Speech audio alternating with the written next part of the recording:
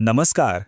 आज आपण एका अशा वास्तवाबद्दल बोलणार आहोत ज्याकडे आपलं सहसा लक्ष जात नाही, पण हे वास्तव थेट तुमच्या आमच्या कष्टाच्या पैशांशी आणि हक्कांशी जोडलेलं आहे. आपण सगळेच स्वतःच्या घराचं स्वप्न पाहतो, बरोबर? पण विचार करा, एकाच शहरात किंबहुना एकाच प्रकारच्या इमारतीत राहूनही फ्लॅट मालकांच्या हक्कात एवढा मोठा भेदभाव असू शकतो का? आज आपण ज्या माहितीचं विश्लेषण करणार आहोत ती याच सिस्टमिक भेदभावावर प्रकाश टाकते आणि याविरोधात जनहित याचिका म्हणजे PIL का गरजेची आहे हे स्पष्ट करते. आता हे विधान पहा. हा कोट थेट आपल्या मूळ दस्तऐवजातून घेतलाय आणि सुरुवातीलाच हे वाचून थोडा धक्का बसतो.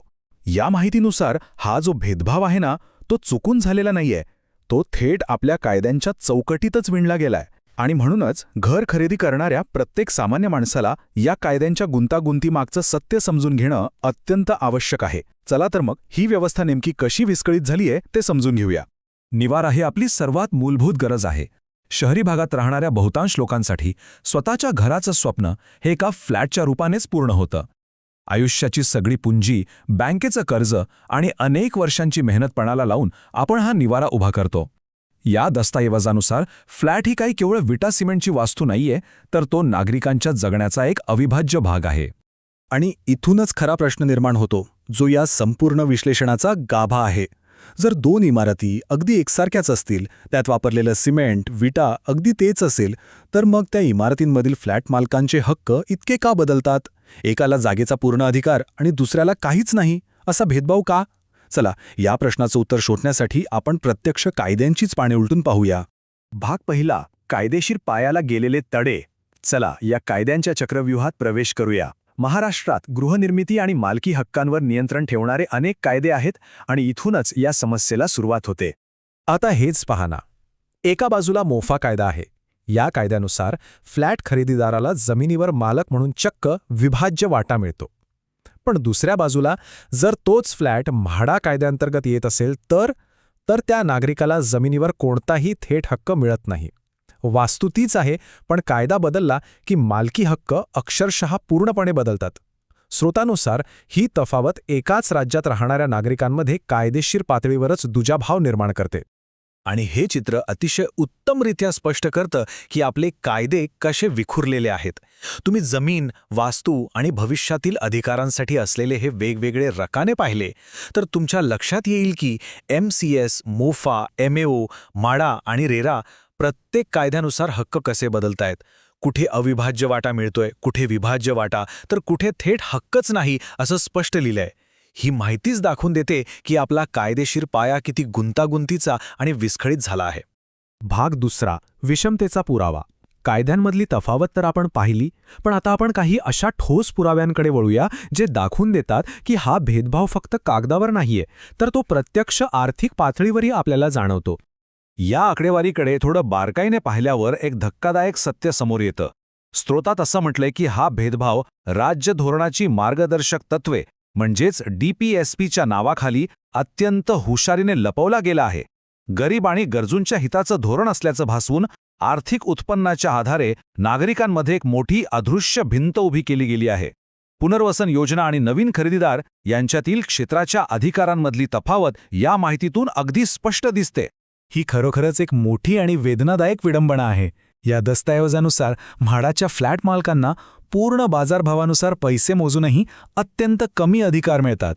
एवढंच नाही तर त्यांना जमिनीचा भाडेपट्टा, जास्त दराने अकृषी कर म्हणजे NA टॅक्स आणि प्रीमियम असे अनेक छुपे दंड भरावे लागतात. विचार करा, सरकारी संस्था कमी अधिकार देऊनही तुमच्याकडून बाजारभावाने पैसे आकारतात आणि बहुतांश नागरिकांना ह्याची साधी कल्पनाही नसते. भाग तिसरा, पुनर्विकास खर्चातली तफावत.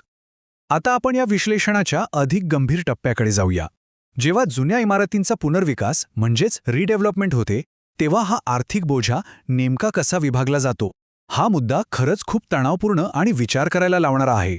आता या आकडेवारीतील सर्वात रंजक गोष्ट काय आहे माहितीये?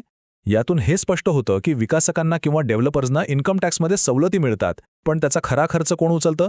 तर तो उचलतात तुमच्या आमच्यासारखे नवीन खरेदीदार. जे ग्राहक नवीन सेल कॉम्पोनंटमध्ये घरं घेतात त्यांच्याच खिशातून या संपूर्ण प्रकल्पाचा खर्च अप्रत्यक्षरित्या वसूल केला जातो, असा हा अहवाल सांगतो. या दोन परिस्थितींमधला विरोधाभास अतिशय ठळक आहे. एका बाजूला पुनर्वसन धोरणांतर्गत विद्यमान रहिवाशांना किंवा झोपडपट्टीधारकांना नवीन क्षेत्र पूर्णपणे मोफत दिलं जातं आणि दुसऱ्या बाजूला जे नवीन खरेदीदार आहेत त्यांना त्यांच्या फ्लॅटच्या किमतीमध्ये या संपूर्ण प्रकल्पाचा भार उचलावा लागतो. म्हणजे एकाला मोफत घर मिळतंय आणि त्याची किंमत दुसऱ्याच्या खिशातून वसूल केली जाते.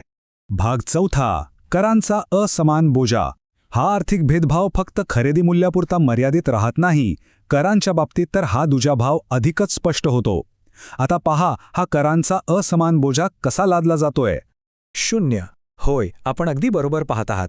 जेव्हा पुनर्वसन प्रकल्पांमध्ये मालकी हक्क किंवा टेन्युअर बदलला जातो तेव्हा त्यासाठी लागणारा स्टॅम्प ड्युटी म्हणजे मुद्रांक शुल्क आणि रजिस्ट्रेशन फी अक्षरशः 0 असते.